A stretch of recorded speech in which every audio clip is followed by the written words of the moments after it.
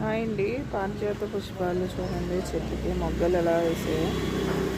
ఇవన్నీ పూలు చూడండి ఎంత ఫ్రెష్గా ఉన్నాయి. ఫ్లవర్స్ అసలు రోజు డైలీ కింద రాలిపోతూ ఉంటాయండి. చాలా పూలు ఉన్నాయి.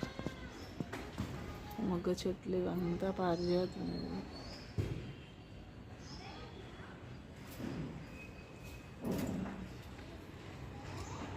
ఇవి పూలు చెట్టువి కొయ్యకూడదంటండి. ఇట్లా రాలిపోయినవే తీయాలంటివి.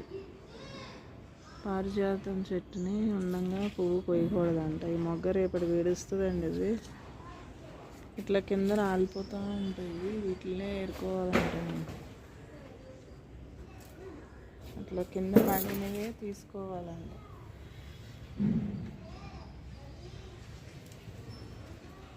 మనం చెట్టు నుండంగా పువ్వు కొయ్యకూడదంటండి. ఇది చాలా ఉన్నాయి. అంతా అది